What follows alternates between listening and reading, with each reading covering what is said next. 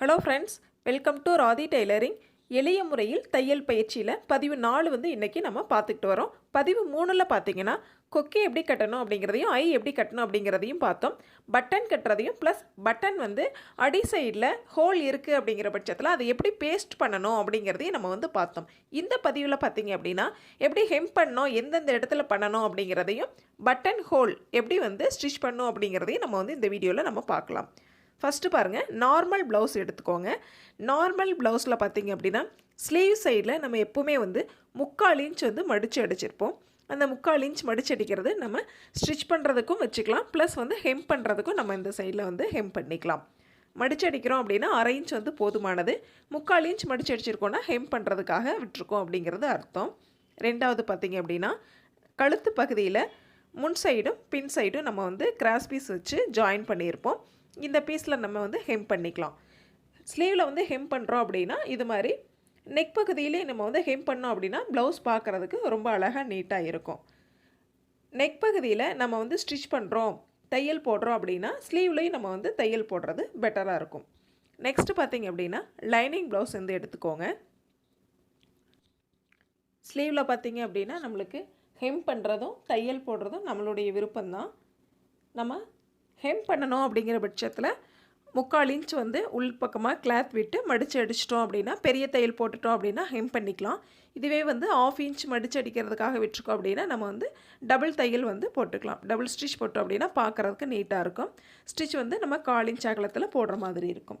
இதில் ஹெம் பண்ணோம் அப்படின்னா நம்ம 3/4 இன்ச் விட்டோம்னா சரியானதாக இருக்கும். நம்ம ஸ்லீவில் வந்து ஹெம் பண்ணுறோம் அப்படின்னா கண்டிப்பாக வந்து நெக் பகுதியிலேயே நம்ம வந்து கண்டிப்பாக வந்து ஹெம் பண்ணால் தான் நல்லாயிருக்கும். இதில் பாருங்கள், இதில் தையல் வந்து போட்டிருக்கோம்.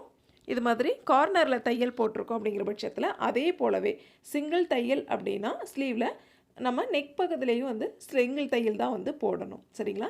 ஸ்லீவில் வந்து டபுள் தையல் போடுறோம் அப்படின்னா நெக் பகுதியில் டபுள் தையல் போட்டால் தான் ப்ளவுஸ் வந்து பார்க்குறதுக்கு கிராண்ட் லுக்காக இருக்கும். நெக் பகுதியில் டபுள் தையல் போடும் பொழுது பாருங்கள், உள்பக்கம் கிராஸ் பீஸ் இருக்கு இல்லைங்களா, இந்த கார்னரில் வந்து ஒரு தையல் வரணும். அதே போல் வெளி சைடில் மெயின் கிளாத்தில் கார்னர்லேயும் வந்து ஒரு தையல் வரணும். அந்த மாதிரி வந்து டபுள் ஸ்டிச் வந்து போட்டுக்கோங்க.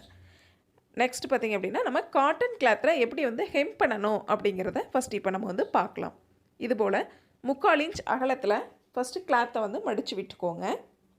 ஸ்லீவ் பகுதியில் நம்ம வந்து 3/4 இன்ச் மடிப்போம் இல்லைங்களா, அதுபோல் இது மாதிரி 3/4 இன்ச் மடிச்சுக்கோங்க. த்ரெட் எடுத்துக்கோங்க. நீடில் வந்து இது மாதிரி நூல் கோர்த்துட்டு நம்ம ஹெம் பண்ணும் பொழுது நூல் வந்து 2 நூல் இருந்தால் ரொம்ப பெட்டராக இருக்கும். சில பேர் வந்து சிங்கிள் நூலில் வந்து ஸ்டிச் பண்ணுவாங்க. பட் நான் வந்து எப்போவுமே டபுள் நூல் தான் வந்து போட்டுக்கிறது. இது போல் பாருங்கள், கீழ் துணியில் விட்டு மேல் துணியில் நம்ம வந்து வெளியில் எடுக்கிற மாதிரி இருக்கும். ஸ்டார்டிங்கில் ஒரு சின்ன நாட் வந்து போட்டுக்கோங்க. அப்போ தான் வந்து நூல் வெளியில் வராமல் இருக்கும். நெக்ஸ்ட் பாருங்கள், கொஞ்சம் கேப் விட்டு மறுபடியும் கீழ் கிளாத்தில் சிங்கிள் கிளாத்தில் உள்ளே விடுறோம். வெளியில் வரும் பொழுது பாருங்கள், நம்ம மடிப்பு பகுதி கிளாத் இருக்கு இல்லைங்களா, அந்த கிளாத்தும் அடிப்பக்க கிளாத்தும் 2 கிளாத்துலேயும் விட்டு வெளியில் வர்ற மாதிரி இருக்கும். இந்த மாதிரி லைட்டாக இழுத்து விட்டுட்டிங்க அப்படின்னா நாட் வந்து விழுந்துடும், சிங்கிள் நாட் விழுந்துடும். இதனால் நம்மளுக்கு நூல் வந்து பிரியாமல் இருக்கும். பாருங்கள், கீழ்ப்பகுதியில் விட்டு மேல் பகுதியில் வெளியில் எடுக்கிறோம். நூல் எடுத்து இது போல் ஒரு சின்ன நாட் வந்து போட்டுக்கிறோம். இப்படி போடும் பொழுது நம்மளுக்கு எந்த இடத்துலையும் நூல் வந்து கண்டிப்பாக பிரியாது. ஹெம் பண்ணி முடிச்சுட்டு நம்ம வந்து கொடுத்துட்றோம். பட் ஆனால் கொஞ்சம் நாள் ஆச்சுன்னா சில ஹெம் வந்து எடுத்துரும். சரிங்களா? அதாவது லைட்டாக வந்து கட் ஆகிறதுக்கு வாய்ப்பு இருக்குது. ரெண்டாவது நம்ம வளையல் இருக்குது இல்லைங்களா, வளையல் வந்து பட்டு லைட்டாக வந்து சுருங்கிறதுக்கு உண்டான வாய்ப்புகள் இருக்குது. அது எதனால் அப்படின்னா நம்ம நாட் வந்து போடாமல் அப்படியே ஹெம் பண்ணிட்டு போகும் பொழுது நம்ம இந்த மாதிரி சுருங்கிறதுக்கு வாய்ப்புகள் இருக்குது. இதுபோல் நாட் போட்டுட்டோம் அப்படின்னா கண்டிப்பாக வந்து ஹெம்மிங் வந்து சுருங்கவே சுருங்காது. வெளிப்பகுதியில் பாருங்கள் இந்த மாதிரி இருக்கும். சுத்தமாக நம்மளுக்கு பாருங்கள் நூலே வந்து வெளியில் தெரியல, சும்மா லைட்டாக மைல்டாக தான் வெளியில் தெரியுது. அந்த அளவுக்கு தான் நம்ம வந்து வெளிப்பகுதியில் நூல் தெரிகிற மாதிரி லைட்டாக மைல்டாக தெரிகிற மாதிரி தான் ஹெம் பண்ணணும். பட் இது வந்து 2 நூல் அப்படிங்கிறதுனால நம்மளுக்கு ஸ்ட்ராங்காக இருக்கும். பாருங்கள், இந்த மாதிரி உள்பக்கம் கிராஸாக விடணும், ஸ்ட்ரைட்டாக வந்து விட்டுறாதீங்க, கிராஸாக விடணும். கிராஸாக விட்டு இது போல் எடுத்துக்கோங்க. நம்ம நாட் போடலை அப்படின்னா மறுபடியும் ஒரு டைம் அதே இடத்துல குத்தி எடுத்தோம் அப்படின்னா நாட் விழுந்துடும். சரிங்களா? இது போல் நேராக விடக்கூடாது, இது மாதிரி கிராஸாக தான் வந்து நீடில் விடணும்.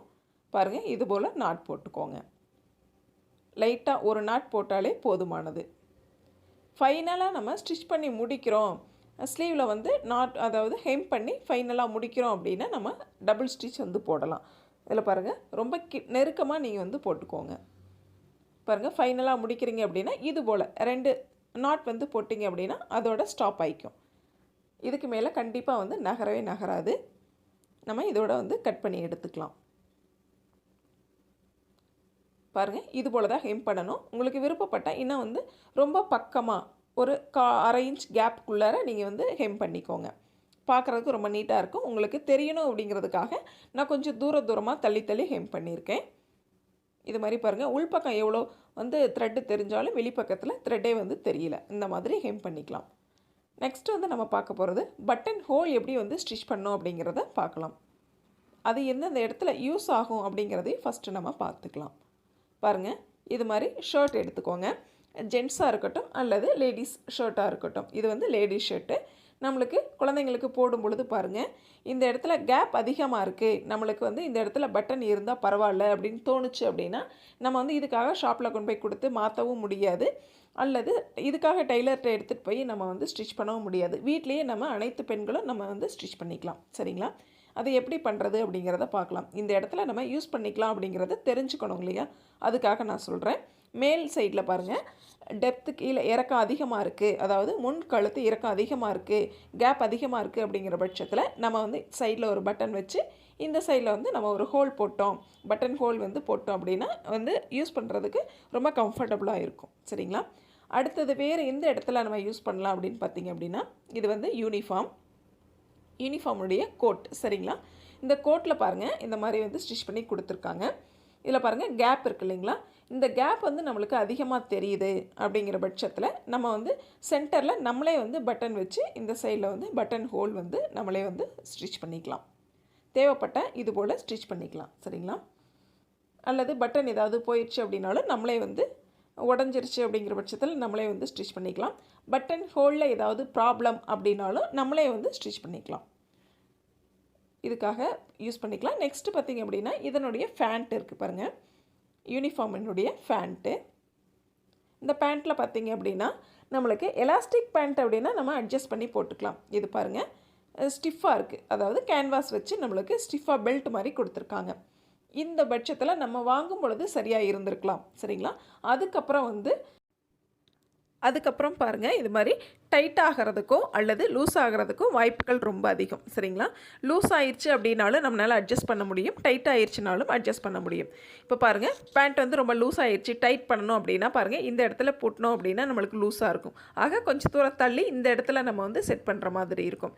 இப்போ நம்ம எப்படி செட் பண்ணுறது அப்படின்னு கேட்டிங்க அப்படின்னா இந்த சைடில் பாருங்கள் மேல் சைடில் நம்ம வந்து கிராதியும் கீழ் சைடில் பட்டன், இந்த சைடில் வந்து பட்டன் வந்து ஸ்டிச் பண்ணிக்கோங்க. இந்த மேல் சைடில் பார்த்திங்க அப்படின்னா நம்ம பட்டன் ஹோல் வந்து ஸ்டிச் பண்ணிக்கலாம். இந்த இருக்கிற ஹூக்கை வந்து எடுத்துருங்க. சரிங்களா? எடுத்துட்டு பட்டனும் இந்த சைடில் வந்து கிராதியும் ஸ்டிச் பண்ணிட்டீங்க அப்படின்னா நம்ம கம்ஃபர்டபுளாக போடுறதுக்கு ரொம்பவே யூஸ்ஃபுல்லாக இருக்கும். இது மாதிரி யூனிஃபார்மாக இருந்தாலும் சரி அல்லது ஜென்ஸுனுடைய பேண்ட்டாக இருந்தாலும் சரி எல்லாத்துக்குமே நம்ம வந்து யூஸ் பண்ணலாம். இதுவே ஜீன்ஸ் பேண்ட்டு எல்லா பேண்ட்டுக்கும் நம்ம வந்து யூஸ் பண்ணலாம். கிளாத்தை பொறுத்து நம்ம வந்து இடங்கள் தான் மாறுபடுமே தவிர பட்டன் ஹோல் கட்டுறதோ அல்லது பட்டன் ஸ்டிச் பண்ணுறதோ எந்த வித மாற்றமுமே இல்லை. கொஞ்சம் தடிமனாக இருக்கும் சில கிளாத், அவ்வளோதான் வித்தியாசம். சில கிளாத் வந்து மெலிசாக இருக்கும். மெலிசாக இருக்கிற கிளாத்தில் நம்ம ஈஸியாக ஸ்டிச் பண்ணிடலாம். தடிமனான கிளாத்தில் கொஞ்சம் வந்து கடினமாக இருக்கும், கொஞ்சம் பொறுமையாக நம்ம வந்து ஸ்டிச் பண்ணுற மாதிரி இருக்கும். இப்போ வந்து நம்ம காட்டன் கிளாத்தில் எப்படி வந்து ஃபஸ்ட்டு பட்டன் ஹோல் எப்படி வந்து கட்டுறது அப்படிங்கிறத இப்போ பார்த்துடலாம். இந்த நீடில் பார்த்திங்க அப்படின்னா எப்படி யூஸ் பண்ணணும் அப்படின்னா பாருங்கள் சென்டரில் வந்து பிளைடு மாதிரி இருக்கும், மேல் சைடில் வந்து ஒரு குமிழ் மாதிரி இருக்கும். கிளாத்தை வந்து கட் பண்ணாத அளவுக்கு வந்து குமிழ் மாதிரி இருக்கும். சென்டரில் பிளைடு வந்து நூலை வந்து கட் பண்ணிடும், கிளாத்தாக இருந்தாலுமே அது கட் பண்ணிடும். நெக்ஸ்ட்டு பாருங்கள் இந்த சைடில் ஊசி மாதிரி இருக்கும். இது எப்படி நம்ம யூஸ் பண்ணணும் அப்படிங்கிறத பார்க்கலாம். நம்ம ப்ளவுஸில் வந்து எக்ஸ்ட்ரா வந்து தையல் போட்டிருப்போம் இல்லைங்களா, நம்மளுக்கு எக்ஸஸாக கிளாத் வேணும் அப்படிங்கிற பட்சத்தில் பிரித்து விடுவோம் இல்லைங்களா, அது மாதிரி இடத்துக்கு இது ரொம்பவே வந்து யூஸாக இருக்கும். ஒவ்வொரு வீட்லேயும் இது யூஸ் பண்ணுறது ரொம்ப பெஸ்ட்டுன்னு நான் சொல்லுவேன். பாருங்கள் இந்த மாதிரி ஒன் சைடு பாருங்கள் லைட்டாக வந்து நூல் எடுத்த உடனே ஃபுல்லாக வந்து வந்துருச்சு. இது போல் ரொம்ப ஈஸியாக நூலை வந்து பிரிக்கிறதுக்கு ரொம்ப யூஸ்ஃபுல்லாக இருக்கும். ரெண்டாவது நம்ம நூல் பிரிக்க முடியல, ரொம்ப சின்ன தையலாக இருக்குது அப்படிங்கிற பட்சத்தில் கட் பண்ணி வெளியில் எடுத்துடலாம். பாருங்கள், இது மாதிரி கிளாத்துக்கு இடையில 2 கிளாத்துக்கு இடையில இது மாதிரி ஊசியை வந்து உள்பக்கமாக விட்டீங்க அப்படின்னா லைட்டாக நகர்த்துனீங்க அப்படின்னாலே போதுமானது. அந்த பிளைடில் வந்து த்ரெட்டு வந்து கட் ஆயிரும். சரிங்களா? லைட்டாக நகர்த்தும் பொழுது இந்த பாருங்கள், இது போல் த்ரெட்டு வந்து கட் ஆயிரும். சரிங்களா?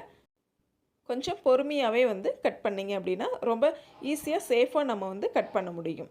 லைட்டாக ஒவ்வொரு தையலாக பிரிக்கிறதுக்கு இது ரொம்ப பெட்டராக இருக்குன்னு பாருங்களேன். பாருங்கள், இது போல் நம்ம கட் பண்ணிக்கலாம். கிளாத்துக்கு எந்த ஒரு பாதிப்புமே இல்லை. நம்ம த்ரெட்டை வந்து கட் பண்ணி எடுத்துட்டோம். இது மாதிரி நம்ம கட் பண்ணிக்கலாம். நெக்ஸ்ட்டு பாருங்கள், நம்ம எப்படி வந்து பட்டன் ஹோல் கட்டுறது அப்படிங்கிறத பார்க்கலாம். அளவு வச்சுக்கோங்க. அதாவது நம்ம சின்ன பட்டன் அப்படின்னா சின்ன மார்க் பண்ணிக்கலாம். பெரிய பட்டன் அப்படின்னா அந்த அளவுக்கு வந்து நம்ம மார்க் பண்ணிக்கலாம். இந்த நீடில் உள்பக்கமாக இது மாதிரி உள்பக்கமாக விடுங்க. குத்தி லைட்டாக வந்து நம்ம நகர்த்தும் பொழுதே அந்த பிளைடு வந்து கிளாத்தை வந்து கட் பண்ணிடும். சரிங்களா? தேவையான அளவு மட்டும் கட் பண்ணிக்கோங்க. நம்ம பட்டன் சைஸ் என்ன அளவோ அந்த சைஸ்க்கு மட்டும் கட் பண்ணிக்கோங்க. எக்ஸஸாக கட் பண்ணோம் அப்படின்னா பட்டன் ஹோல் வந்து ரொம்ப பெருசாயிரும். பட்டன் வந்து நம்ம ஸ்டிச் பண்ணும்பொழுது ரொம்ப லூஸாக இருக்கும். அதனால் சின்ன பட்டனாக ஹோல் சின்னதாக போட்டுக்கோங்க. பெரிய பட்டன் அப்படிங்கிற பட்சத்தில் தேவையான நீளத்துக்கு கொஞ்சம் லென்த்தியாக போட்டுக்கோங்க.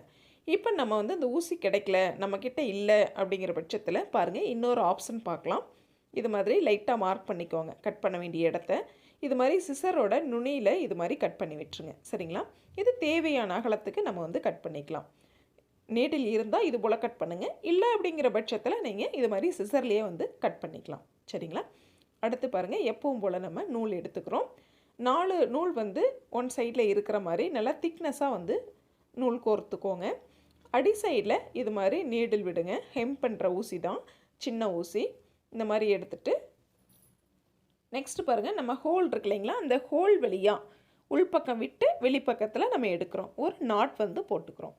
அதே போல் தாங்க ஃபுல்லாகவே வந்து நம்ம இந்த ஹோல் ஃபுல்லாக பண்ணிட்டு வர போகிறோம். பாருங்கள், ஃபஸ்ட்டு வந்து கீழ் சைடில் த்ரெட் இருக்குது. நம்ம ஹோல் வழியாக உள்ளார விட்டு கிளாத்தில் வெளியில் எடுக்கிறோம். சரிங்களா? அடுத்து ஒரு நாட் போடுறோம். த்ரெட் எடுத்து ஒரு நாட் போட்டுக்கிறோம். நல்ல நெருக்கமாக, ரொம்ப பக்கம் பக்கமாக வந்து நீங்கள் போடணும். சரிங்களா? ரொம்ப தள்ளி தள்ளி போடக்கூடாது. நம்ம கிளாத்தை வந்து கட் பண்ணோம் இல்லைங்களா, அந்த கட் பண்ண கிளாத்தினுடைய பிசுறுகளை வந்து நம்ம நூலில் நாட் போடுறோம் இல்லைங்களா, அந்த த்ரெட்டோட நாட் வந்து ஃபில் பண்ணிடும். சரிங்களா? உள்பக்கத்தில் எந்த ஒரு பிசுறுகளுமே வந்து தெரியாது. அந்தளவுக்கு நம்ம நெருக்கமாக வந்து நாட் போட்டோம் அப்படிங்கிற பட்சத்தில் நாட் வந்து எவ்வளோ நெருக்கமாக போடுறோமோ அந்த அளவுக்கு வந்து நம்மளுக்கு உள்பக்கம் பிசுறுகள் துளி கூட வெளியில் தெரியாமல் இருக்கும். ஆக அதுக்கு தகுந்த மாதிரி நீங்கள் நெருக்கமாக வந்து நாட் போட்டுக்கோங்க. நாட் வந்து நீங்கள் பாதி அளவு போட்டதுக்கப்புறம் கூட அல்லது முக்கால்வாசி போட்டதுக்கப்புறம் கூட நீங்கள் செக் பண்ணிக்கலாம். நம்ம போடுறது சரிதானா, இல்லைன்னா வந்து லென்த் அதிகமாக தேவையா அப்படிங்கிறத நீங்கள் செக் பண்ணிக்கோங்க. ஏன்னா தேவை அப்படிங்கிற பட்சத்தில் எக்ஸஸாக மறுபடியும் கொஞ்சம் லைட்டாக கட் பண்ணி விட்டுக்கலாம். இல்லை போதும் அப்படிங்கிற பட்சத்தில் விட்டுறலாம். பத்தலை அப்படிங்கிற பட்சத்தில், அதாவது ரொம்ப பட்டன் வந்து சின்னதாக இருக்குங்கிற பட்சத்தில் லைட்டாக நீங்கள் வந்து எக்ஸஸாக நாட் போடும் பொழுது உங்களுக்கு சின்னதாயிரும். சரிங்களா? இல்லை ஃபைனலாக டபுள் நாட் போட்டிங்க அப்படின்னா, அதாவது 2 டைம் வந்து நாட் போட்டிங்கன்னா இது மாதிரி கட் பண்ணி வெளியில் எடுத்துடலாம். நம்மளுக்கு நல்லா லாக் ஆயிரும். சரிங்களா? இனிமேல் வந்து நூல் வந்து பிரியாது. இது போல் நம்ம பட்டன் ஹோல் வந்து ஸ்டிச் பண்ணிக்கலாம். பாருங்கள், த்ரெட்டால் அந்த பிசுறுகள் அனைத்துமே வந்து கவர் ஆகிருக்கு. இந்த மாதிரி வந்து நம்ம நாட் போடணும். இது பெரிய பட்டன் அப்படிங்கிறதுனால பெரிய ஹோல் வந்து நம்ம போட்டிருக்கோம். இதே சின்ன பட்டனுக்கு நீங்கள் சின்ன ஹோல் வந்து போட்டுக்கலாம். தேவையான லென்த்துக்கு நீங்கள் வந்து ஹோல் போட்டுக்கலாம். நம்ம பதிவுகளை தொடர்ச்சியாக ஸ்கிப் பண்ணாமல் பாருங்கள். இடையில நிறைய டிப்ஸ் வந்து கண்டிப்பாக உங்களுக்கு யூஸ்ஃபுல்லாக இருக்கும். பதிவுகளை பார்த்து நல்லா ப்ராக்டிஸ் பண்ணுங்கள். கண்டிப்பாக உங்களால் நல்ல டெய்லராக வந்து மாற முடியும். Thank you friends.